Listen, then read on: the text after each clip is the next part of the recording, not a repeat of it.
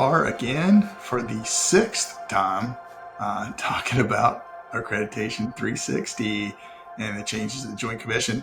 Hard to believe. So six means 12 weeks. It's been 3 months since this started. And we're still kind of waiting for some official news from our friends at the Joint Commission. Fortunately for us, is we do have a meeting scheduled with them in a few days, and we will. We've got so between now, this session, and the next session, which we'll have on the 16th, we will have hopefully a whole lot of new information. I'm almost kind of air quoting that, but we'll see what happens. Hopefully it's going to work out. So we welcome everybody. Thanks for joining us again on this Thursday afternoon. I want to say hello to our subject matter experts today, Monica Stone and Edwin Lofton, who's joining us from a campground somewhere in South Carolina in his RV. So that's an interesting background, but that's how dedicated he is. He's like literally living RV life and doing an Accreditation 360 video. So today we're going to talk about, I had a little bit of a miscommunication among the team here. I think we said we were going to talk about patient rights and infection control. And we actually are going to talk about patient rights and information management because that's what we prepared for. So apologize for that. Infection control will be forthcoming in the next one. We'll make sure we get that one wedged in there pretty quickly. And hopefully you've noticed that we're also adding some more physical environment focused ones in the middle of these. So stay tuned. And as always, you can go back and watch the previous ones and get caught up if you need to. So anyway, thank you guys for showing up today and being a part of this. Let's just kind of, I guess, start out with patient rights. If we want to, seems like a good place to go. And, have there been a lot of significant changes there? Well, honestly, there's a few significant changes where things have been moved to other standards, and I'd like to talk about a few of those. But overall, none of the COPs have changed, but they've realigned them. And as I said, there's a few that have been reassigned to different chapters different modules, which is a little bit unexpected. So we'll spend some time talking about those. Okay. So, yeah, and I think we're seeing some challenges with those alignments and the crosswalks and things that are probably going to be resolved as we get closer to the beginning of the year too. So speaking of which, what are some of the examples of that realignment? So one of the first one that I came across was realigning RI 020101. Hold on, I missed a number in here. The notifications to the family about patient rights and the surrogate decision making and involving the family in the decision making. That standard has all been realigned to the provision of care module into 110301 EP2. And that one reads that you involve the patient in the development and the implementation of the plan of care. So moving that discussion of the participation in planning from the patient rights chapter into the provision of care was a pretty significant move for those of you who work with patient rights a lot. So the provision of care people, heads up, that's now falls on you to make sure that you're documenting that appropriately. So yeah, interesting. I think that's somewhat.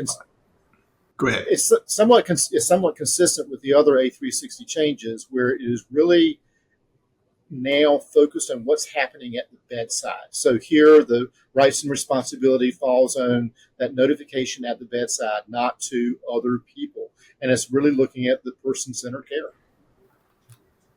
Yeah. And here's another one that will align with other changes that have come out.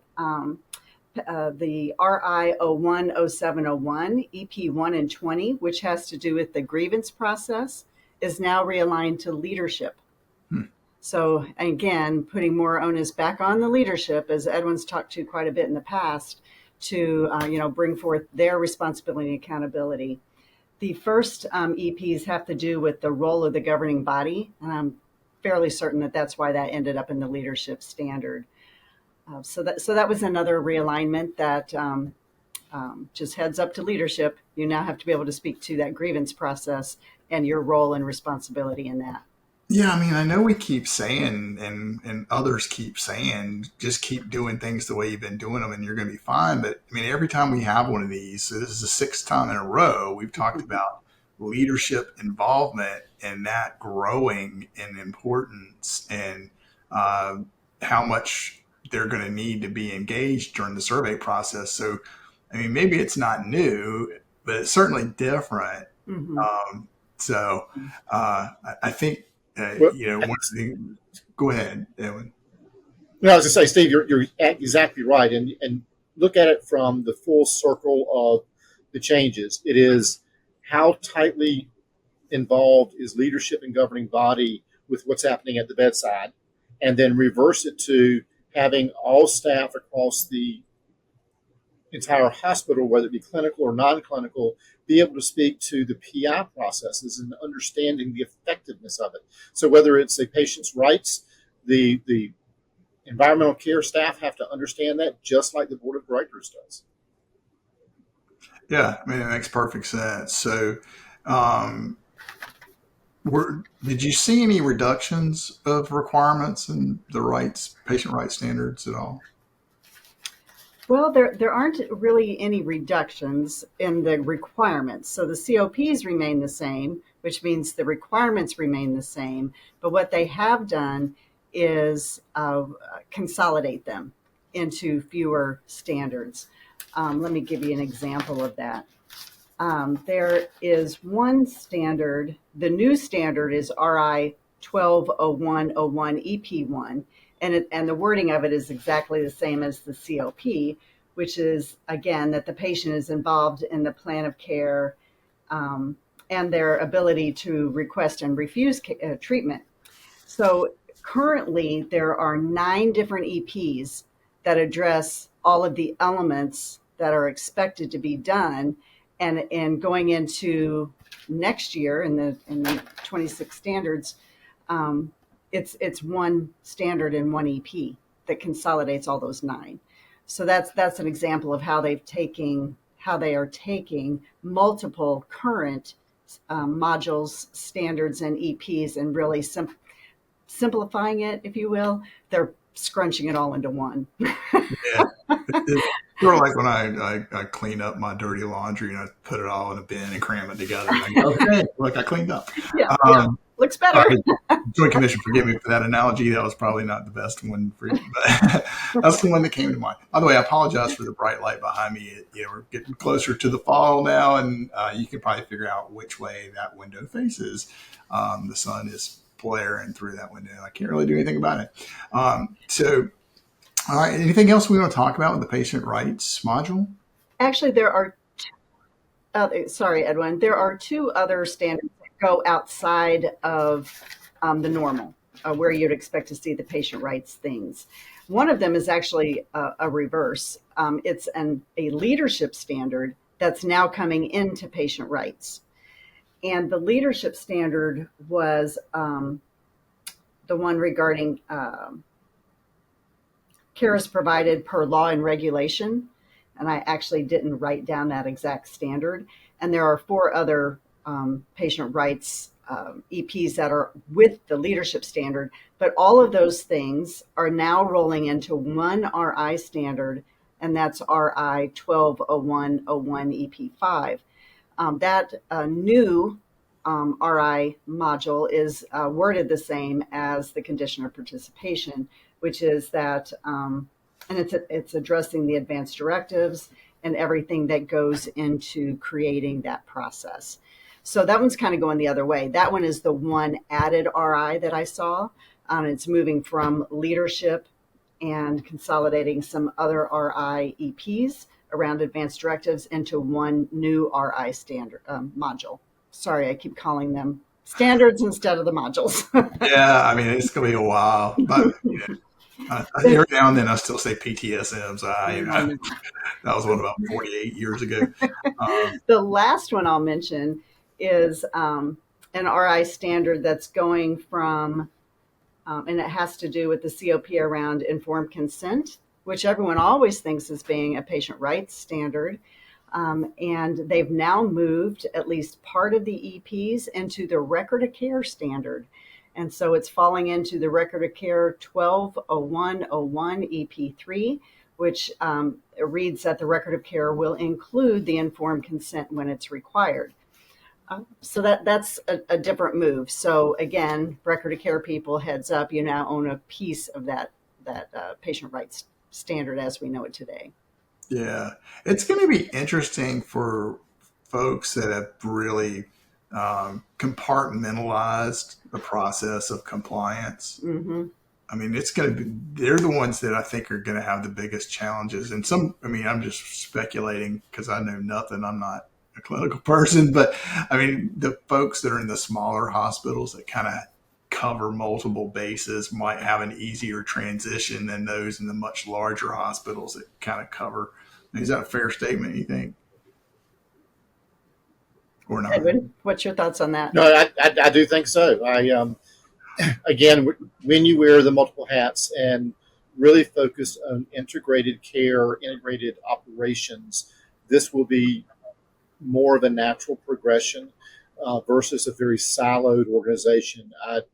I would fear being in a university setting where there is a person assigned for every single one item versus working in a smaller hospital where you are responsible across the spectrum for that. So I do see that is.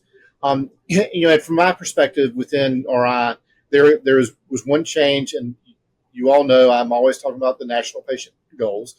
So that's where I bring my perspective in. And there is one change within that. There are two standards from RI, RI 010104 EP4 and RI 010603 EP1 that have been moved into the national patient performance goals of 080101. And this is all around a specific COP, which is 482.13.C.2, about the right to receive care in a safe setting. So again, all around national patient safety goals, all around integrated care, person-centered care. So Yeah. I guess the one thing about the Joint Commission's change, they're being consistent in their theme. Yeah. That's a big deal too. That one particular statement of in a safe setting covers the gamut of a lot of potential things. I know we've been dealing with that at a couple of places recently, where and the two issues couldn't be further apart from one another, but they both would fall into this category. So, anything else you guys about the patient rights? I mean, we can always come back to it, but I just wanted to.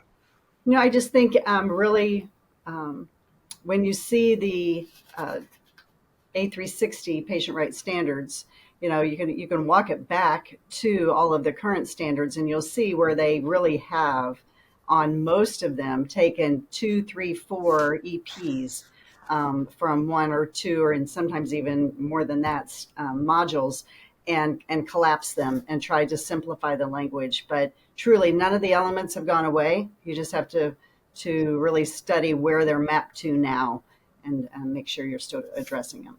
Yeah. And that's, I was thinking about from a data analysis perspective, it's going to create a lot of challenges for people going backwards in comparison. Fortunately for us, I think that's already been taken care of. But, it's just, I mean, it is what it is. So, all right. Well, let's, I guess we'll move on then to information management. Yes. So, kind of the same question there. What have there been significant changes and Well, and I'll kind of give the same answer. A few. Yeah. Again, all of the requirements are there. They've been a few have been reorganized and pushed out of the information management module and into other areas. So we'll focus on those and then know that the rest have really been compressed into fewer of the standards overall. So, but there are some significant moves, and I'll begin with there is an IM standard, module called IM 020203 EP2, and it has to do, and this actually falls under the crappy standard, the COP, the 482 .21, and which has to do with their performance improvement. And the COP reads that the IT system is designed. One of the projects that an organization may choose to demonstrate their performance improvement may have to do with IT system design and design it for improvement of quality and patient safety. So that was in the IM standard, and it's now moved back where it's probably fits more in the PI standard, and it sits in PI 110101 EP3 in the 26 standards. So again, heads up from the IM people and PI, you're now assuming, making sure that perhaps it's a suggestion that one of your standards should address IT, helping to improve patient safety and quality. Yeah. So all the IM people just took a sigh of relief. Yeah. Yeah. So The I mean, next IT, paper, I mean, that's not an insignificant thing, too. That's a big deal. So yeah, that's a big project. yeah, I'd be high fiving for sure. So, anything else that's kind of moved outside the module? Or? Yeah, there are actually four more. IM 020103 EP1 that has to do with the there's that actually there are four current modules that are compressing down into three for RC. So there are three IM modules, 020103 EP1 that has to do with the policy and procedure around health information security. Then IM 020103 EP2, which is around integrity, and IM 020103 EP6, which is around loss and damage of health information, and IM 020203 EP2, which is around accessibility of health information. All of those are now pushed into RC standards, record of care standards. The first one is 110101 EP1, which is medical record maintenance. RC 110101 EP4, which is the policy and procedure. And that policy and procedure standard is now addressing the accuracy, completeness, signing, authorization, date and time. All of those individual elements that were kind of broken out before are all in the one. And lastly, RC 110201 EP2 is specifically around that a health organization has to have a system to ensure that the identification system for the providers and such is in place. So that's a big change from IM into record of care. So IM and record of care people will need to collaborate on getting those changes in place because they're really kind of muddled when you look at them. Yeah, that seems a little odd. I didn't realize that's. Anyway, we're not here to explain it. Well, we are kind of here to explain it. We're not here to justify. We're here to explain. Yeah, sorry. It's been a long week. All right. The last two I have, and then Edwin, there is a national performance goal one that you'll want to speak to, but before I turn it over to you, there is an IM standard 030101 EP1 that reads that you have to provide a knowledge-based resource for the healthcare providers to use. And then there's an MM standard that says that you have to have a formulary of the drugs available for the staff. Both of those have now been moved to an MM standard, which is very different. So they're about now both referenced in MM 110103 EP1, which says that drug information is available to professional staff. I'm not quite sure where they shifted all of the other knowledge-based resource requirements to, or if they dropped that one altogether. But they've definitely, those two have been consolidated into the one MM standard. Interesting. To your question there, Monica, there are several of the knowledge-based standards that have been incorporated throughout NPG. So that from a patient safety perspective, the objective use of evidence-based knowledge, whether it be at the pharmacy level, at the imaging level, at the medical staff level, or at the governance level, are all spattered throughout NPG. And you'll, if you look back on these videos, you'll see where we've spoken to them multiple times. So again, they're being consistent. You got to give them that piece. Yeah, and then the other piece, go ahead. I was just going to say that consistency of really, there really are clearly focusing the modules on the COPs. I mean, many of them are worded almost exactly alike with the COPs now, which is different than what the current standards are. Well, I mean, it should, I would hope, improve the validation process. Mm-hmm. I mean, if they're one for one, Mm-hmm. I'm just, again, I'm showing my ignorance probably, but I'm speculating here. But I mean, you would think that, I mean, maybe that's part of the motivation behind doing that. So, Edwin, do you have anything else you wanted to add? There is another one. Again, it's going to be very consistent to what I've spoken of earlier with the rights and responsibilities. Here, they've taken two IM standards, O2, O2, O3, EPs 2 and EP3, which are around the storage and retention of the medical records and the dissemination of data within the records. They've combined it into the national performance goal of 120101 EP6, which is that the hospital is required to have a medical records department, an organization that provides the right scope and complexity with the adequate staffing. And again, this is directly related to and uses, to Monica's point, some of the exact same language within the COP, which is COP 482.24.a. So, again, as MSL team is going through our standards, we've said it multiple times today, I think we're uncovering some consistencies that were probably intentional, and at the end of the day, may help, as you said, Steve, with some of the validation. Okay. One more, Steve. Yeah, go ahead, please. Have one more to throw out there before we wrap it up. Yeah, no, listen, we got at least 7 more minutes to go anyway. So.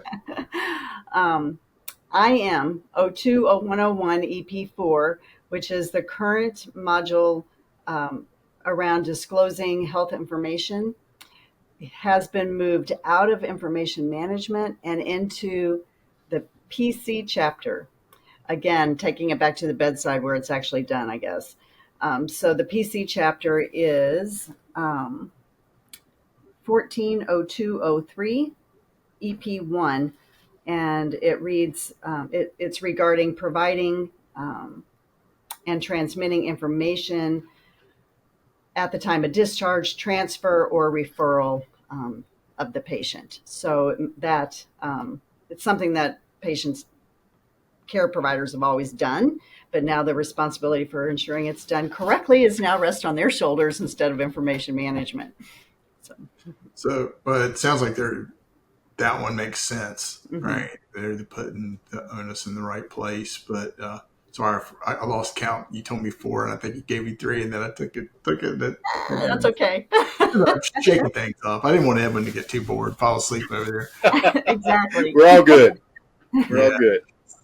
Well, so anything else you guys want to, about either rights or information management that we ought to cover? Any thoughts? And we got a few minutes left. Now, I think, go ahead, Monica. Oh, I was just going to just reinforce again, the consolidation factor of these standards. I'll give you an example of an IM standard. The new standard is IM 110101 EP1, and it has to do with policies and procedures for medical documentation and patient information during an emergency. So it falls under the emergency plan, COP 482. And there are at least 7 EPs that have been consolidated from various modules into the one EP. So, again, really paying attention to what's in the new standards and where was it before, and making sure that that's all mapped correctly. Yeah, I mean that's definitely going to be that's probably the biggest single challenge people are going to face, and including all of us on the consulting side of the business. It's um, yeah, it's interesting. Edwin, it seemed like you were ready to say something as well.